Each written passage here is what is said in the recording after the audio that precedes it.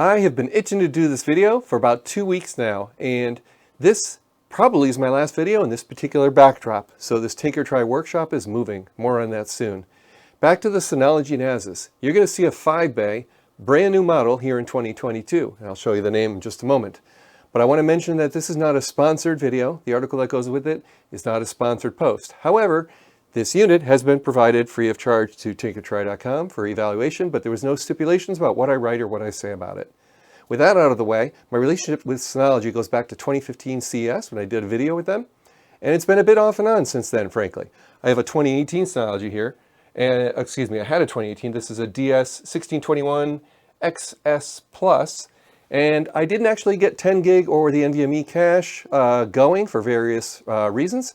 There was also some supply chain crunches that prevented me from having enough drive, so I didn't really get to test this out very much. And that gets us back to today, where I'm extremely grateful for this unit. Now, Synology is wise enough to sponsor a lot of VMware user groups.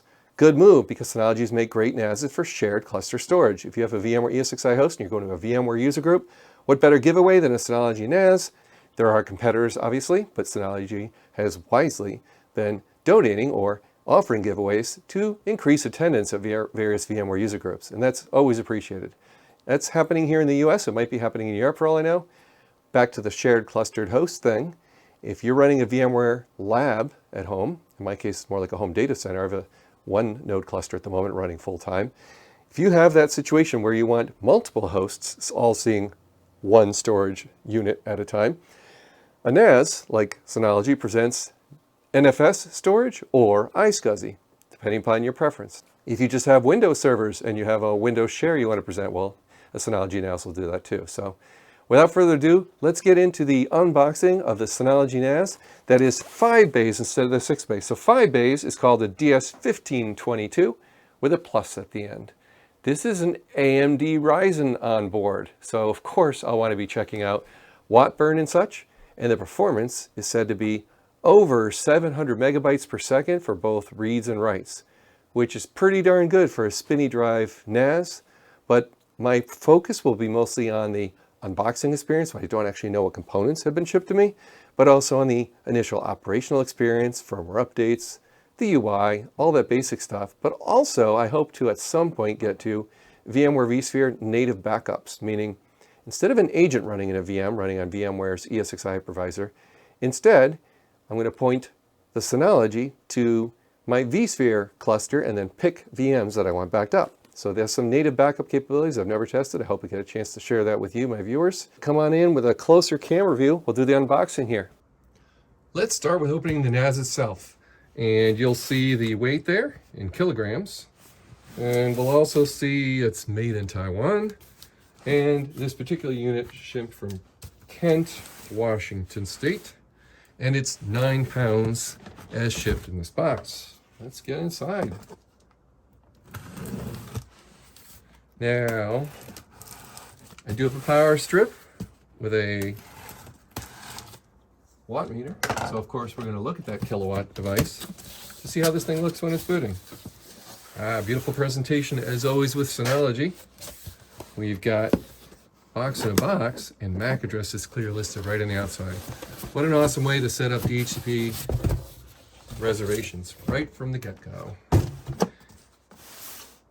Now, I do have video of the, I think it was UPS or FedEx, I'm not sure, I don't know who to blame at the moment, dropping this about 18 inches into my onto my front step. So we should be all right. Again, G-forces that drives can handle these days are quite high when they're not running.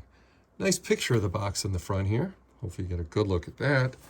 But again, I'm seeing just a little damage in this corner. Makes no sense because that's the top. It was dropped in the bottom, I don't know. But it might have had a little bit of damage in shipping. But I'm not worried about any of that. That's not going to make it all the way to the NAS. Okay, we have a nice pull right here. Let's have a look at what's inside this. Power cord, of course. Next, a box with other stuff like a power supply. Let's look at that together. All right, made in China, but Delta Electrics is a rather common power supply maker. 12 volts, 10 amps, 120 watts. Traditional PC power cord one end, LED light, and can't say I'm a huge fan of this connector feeling like it's a failure point. I wish we could lock that into the NAS some way. So you don't want to jostle that while the NAS is running. Just my 2 cents worth. I'm sure there are many reasons they're using that connector. Ethernet cable. Let's see if it actually says it's Cat 5e. There we go. Quick installation guide talking about probably how do you put the sleds in, how do you put the drives in the sleds, stuff like that. Step 4, add power, and point your browser. You can use DS Finder using find.synology.com or Synology NAS : what was it, 5000. All right. Second Ethernet cable. A lot of Ethernet. Bunch of screws. And of course, those special keys for the drives. Okay, I think we're done with those little bits and pieces. And another copper. Okay, so we are quite far from that box damage, a little bit here, making it its way all the way to the NAS. It would have to crush a whole lot further than I did, so I'm not worried about it. I love that it's protected so nicely. Finally, let's take that out where you can actually see it on camera. Not very heavy because there's no drives in it at the moment. And on the bottom there is foam as well, as you can see. So quite well protected. Quite a good sizable chunk of foam even below the feet. It'll still feel a little better once it's powered up and everything's proven to be working just fine. Okay.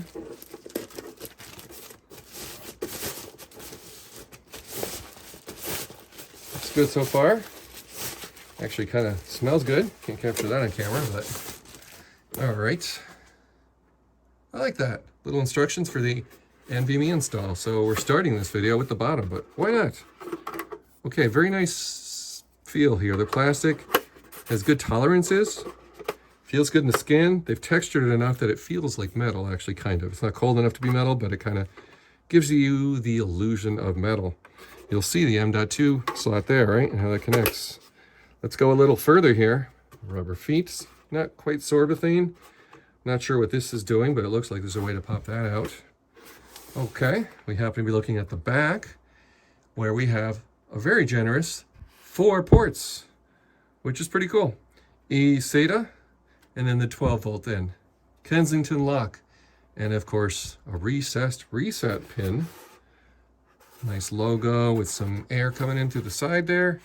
And there it is, the front. So this definitely has a different texture, and they've gone away from metal to plastic. So this part is now plastic. So the unit's definitely a bit lighter because of that. It's got, what is that called? Chamfered corners? All right, the top, there's not much to see. You already saw the bottom. I think we're ready to move on. Those are shipped locked. The power button is a new design. It used to be top middle, but I'm not so familiar with their 5-bay line, so I'm not quite sure what last year's 5-bay looked like. And then disc lights. So I do like the look and feel of it. Yeah, I'm okay with plastic if there's less environmental impact and all that. Hard to say, because one's metal, one's petroleum based, so it's probably more about the impact of the environment for shipping weight as well. We'll find out what's in here. Now I already have some drives, so hopefully they've matched the drives I had. I think I had some 8 terabyte Iron Wolf, so let's see, there might be 3 more in here. Oh, cool. All right, we've got 10 gig network upgrade. Awesome. And we're going to want to put that in. I'll go ahead and do that on camera. Great. We have an SSD, NVMe for SSD caching. Yes, finally, I can do SSD caching tests with 400 gig. And that's the stuff. Another one. Awesome. Remember, I've got a 6-bay NAS too, so things are looking good for me to fire things up again and maybe put some data on there. Long-term fate unknown. Yes, it's 3 drives. Okay, that's about what I was guessing based on the weight of the box. So hopefully they are Iron Wolves that match what I own. Okay, I said Iron Wolf, but now they brand them Synology. Let me see if we can pop a drive out. It's nearby. Let's see if we have a match. Okay, it looks like that's from one of my other units here. Off camera. Nice. Okay, so we have a match. This is awesome. So I'll have no trouble with Synology rebranded, what are essentially, what are Toshiba drives, I believe, putting these in and finally having enough drives. And actually, I think I only have 2 of these already in the sled, so having 3 more is perfect, filling all my bays. So let's set up for installing the cache next and the networking. I'll go ahead and install the drives. Okay, now we can see the sorbethane feet from the NAS has actually left a little bit of residue on my workbench. That's fine, it's a workbench, it's for work. Okay, these ship in a nice bubble plastic, but there's a little bit of cushion to them. They give a nice cushion of air all the way around the drive, so I like that. And looks like we've got a recycle logo of some sort. Yes, we do. PET number 1. It's the kind of plastic. All right.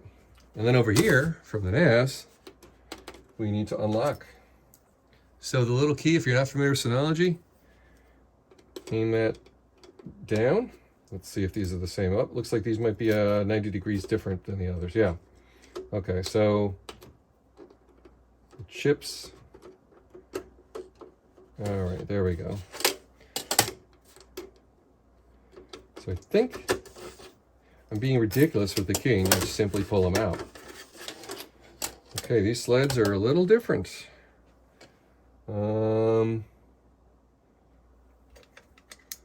Yeah, different design, different handle.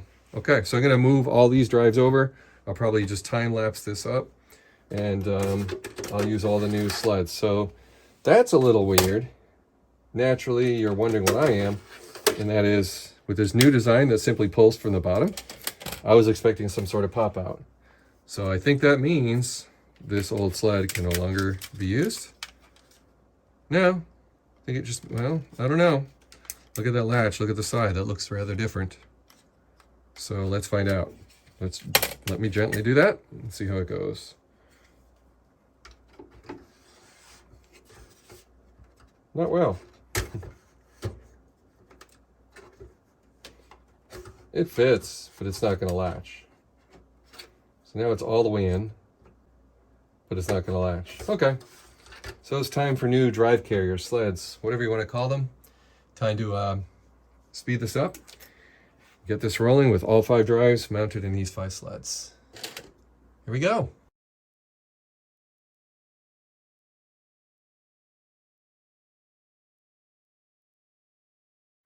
Okay, we're done with the time lapse. Let's get the first drive mounted, and it doesn't really matter which came in which batch.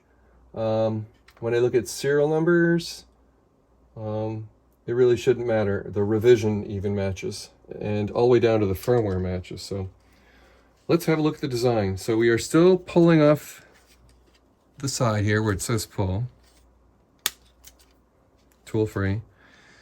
So the mounting mechanism is very familiar, but definitely lighter weight. I think, yeah, the front on the old one, by contrast, they're all plastic. So I don't know about lighter weight. Okay. Very similar, just a new latching mechanism, it looks like. So we put the drive on here. It's got little rubber standoffs, rubber isolating for vibration, both on the outside and the inside. And that's it. There's the SATA interface. All right. That's it. So that's how you lock it. If you're not familiar with Synology, no tools, just push it in, and now you're good. Drive A1, push in, that's it. You know, you still can't push like that, right? You gotta get it hooked, and then like that. But I found in the old one, I kind of had to make sure it was pushed in all the way and then do this. Now that seems pretty straightforward. Just slide it in, latch it. So my initial impressions are favorable. It's a little bit better. I always felt a little bit less than a positive feel on the previous unit. Naturally, once it's inserted, you can go ahead and use the key if you want. So maybe kids' fingers aren't inadvertently or intentionally pulling it out, say. So if you have a little trouble putting it on, it means you don't have the pin lined up, and that's what's happening here. So let's have a look. Something's up. Okay. Okay, both holes are now aligned. Let's see how it goes now. There. Went in nice and easily. So it should go in easily if you got it lined up properly. Beautiful.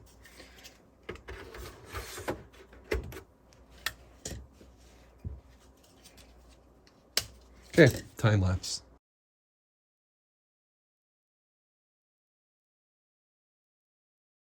Okay, it's time to slide the last drive in. Now, I'm being a little silly because now I made the unit heavier before I'm installing the other accessories, so it's a little more unwieldy.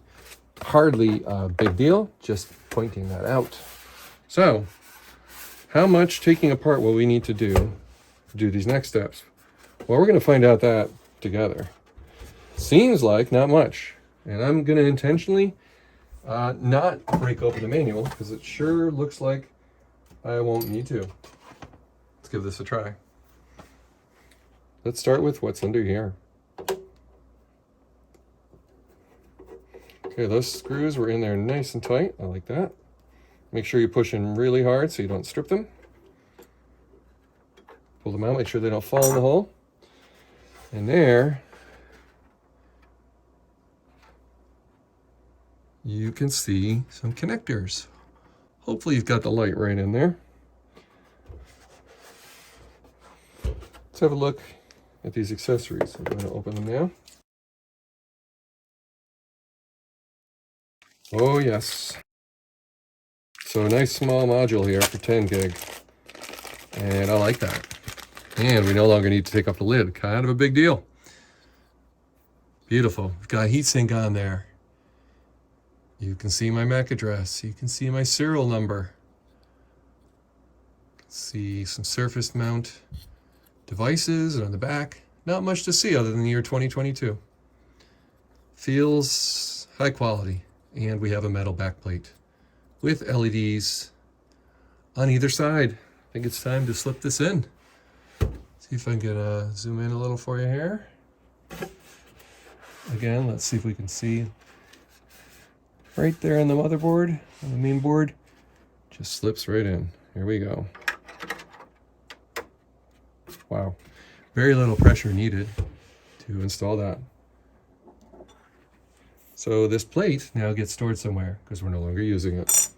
But the screws get reused. Okay, next. There's a little picture of NVMe SSD install and removal. So let's have a look. We've got a retainer clip. So it really does appear that it's going to be that ridiculously easy to install these. Got a tamper seal. Let's go ahead and open both of these. Tamper seal broken. Blister pack. But nobody's bleeding, at least with this one. It's very straightforward. I'm supposing it's some sort of static guard there. It's humid summer. I'm not worried about static. I'm going to go ahead and open up the second one as well. Minimal packaging, minimal waste. I always appreciate that. Stuff's going in landfill. Let's have a close look at this second one here. So we zoomed way in. We've got the firmware level written right on it. Let's see if these two that they shipped to me are a match. They are. ECM 13 is the firmware. 400 gig each. Phison controller, nice. So there's no heatsink on here of any kind. Presumably there's some sort of thermal management the way this chassis is designed. Now, let's see if you can actually see. This goes like that. It's keyed, only one way in. Pretty straightforward. And then pull the retainer clip out. Nice. Clicking action. Let me show you that from the other side. Slide it into the key slot, all the way in. Spin around so you can see the retaining clip in action. Instead of me pushing hard on the chip, I feel safer doing that. Wow, that could not be much easier. So if you had, I don't know, 20 of these to arrange in a lab or unbox, it wouldn't be a big deal. All you need is 2 screws for the 10 gig on the back. nose screws for the SSD cache on the bottom, and you're ready for action. Again, still a little sad about that. The predecessor, let's have a look here. I'll show you the back plate. Not really predecessor because it's a 6-bay, but this guy, 6-bay, is metal and heavier. I'm gonna need to zoom out now for you. 2 SATA, 2 SATA. 4 LAN, 2 LAN with 10 gig built in. So it's a different kind of price class, and then an add-on adapter as well available. But a very different beast, and you're taking off the shell to put in this card. So that's dramatically different than simply installing a module here, okay? So again, very different animal. On the plus side though, you get a full PC power cord here that's deeply recessed. I'm a big fan of that, so it's not sticking way out either. You compare and contrast that with this connector, and okay, while a good amount of friction is needed to push it in, and there's a collar to lock it. All right, that's cool. Let's get a good camera view there. So that alleviates my concern a little bit. It seems this is not going to yank straight out now. I'm pulling. There's a collar on it. So what is the collar doing?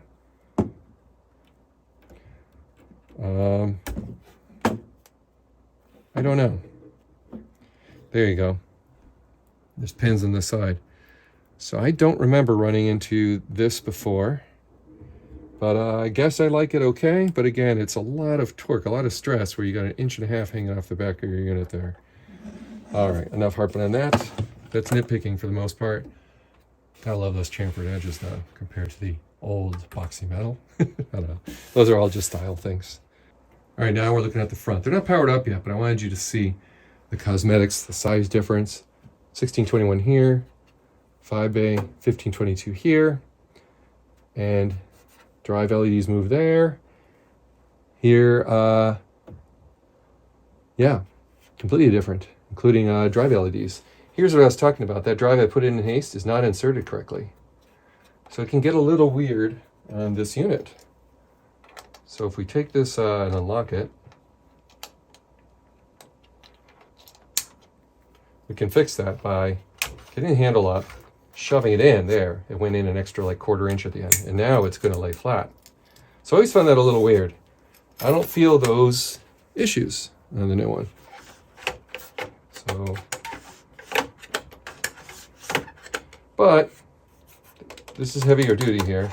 This feels a little bit lighter weight. So again, the overall vibe is definitely a bit of a cost savings, but I'm okay with it. As long as the functionality and the firmware and all that doesn't lose your data, that's what really matters. So depth is about the same, slightly more shallow. Now you're seeing a nice contrast around the back, which you already saw earlier. Okay. You know, there's something else I wanted to capture on camera, and it's this.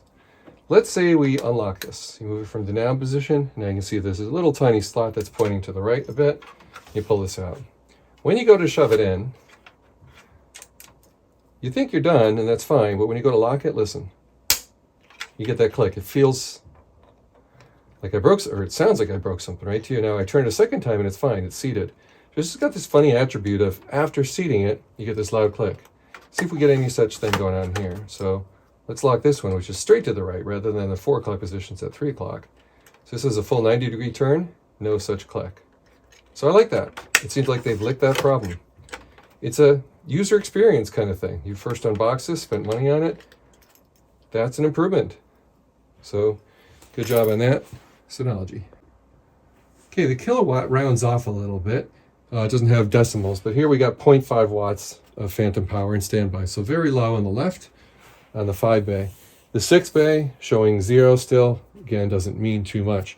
We also have a tiny little LED on here, as I mentioned. Let's see if we can get that on camera. So there, not very bright, and an external power supply to deal with, which probably most people are not a fan of in their cluttered office. So that's another thing to consider if you go with the 5-bay. That petite nature of how it looks on your desk comes at the cost of a lump behind your desk. Again, not a big deal, but let's get these things going. So I've got the power switches. All right, you can see well enough now. We've got power here, power here. Let's turn them on at the same time, why not?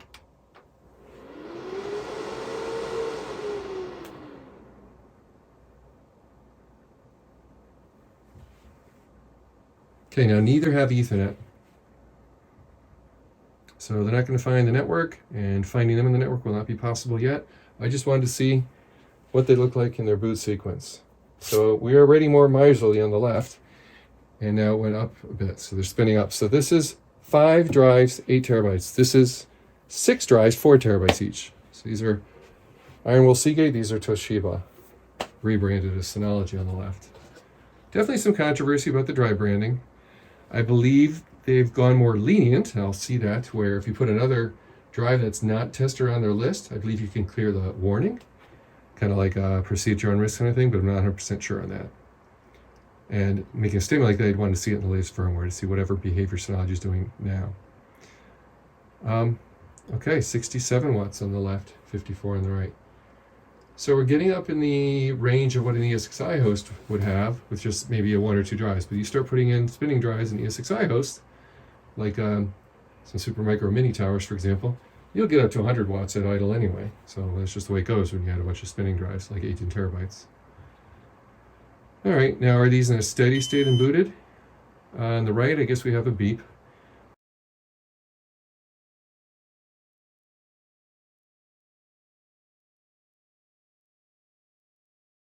So we're good. Both have stopped their blink pattern.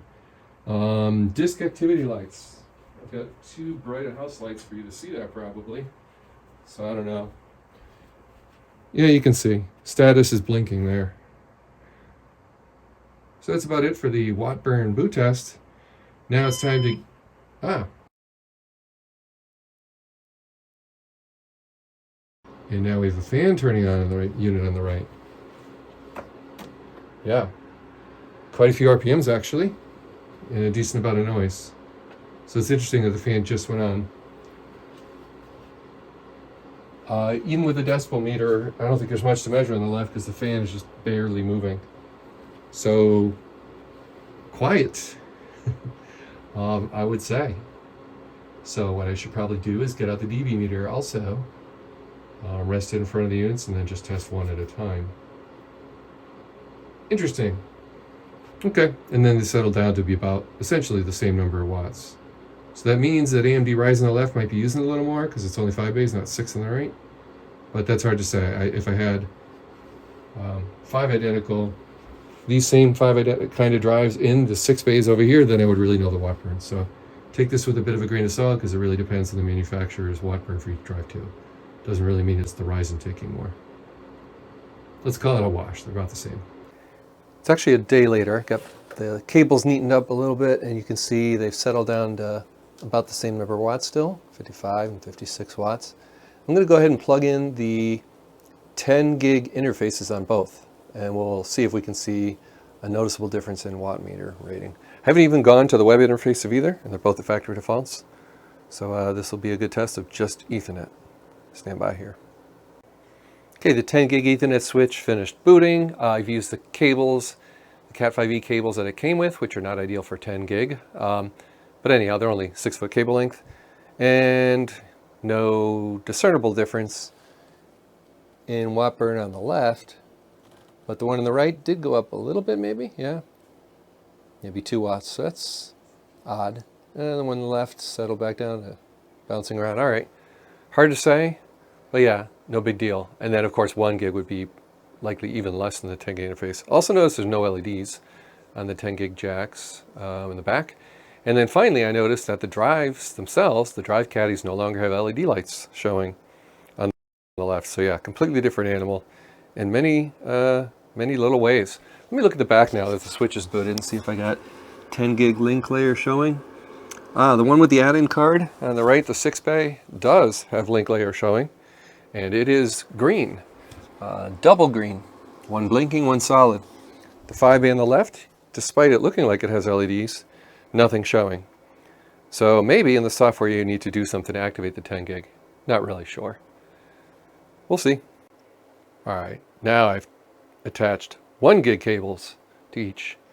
And I'll show you the LED lights in the back. They're actually different colors, but they do light up on both units. Okay, let me get the camera on the back. So in the back of the new 5 bay, the 1522 Plus, we have blinking lights, green for both of them on the 1 gig, and no LEDs whatsoever on the 10 gig. And for the 1621 Plus, we've got the 1 gig interface at the bottom left here with a blinking green and an amber. And then the 10 gig add-on has 2 blinking green. With the exception of this last part, this entire video was completely unscripted. So, due to some lab changes, my schedule for noise level testing, poking around at the latest DSM-7 releases UI, and VMware backup tests have been delayed just a bit further.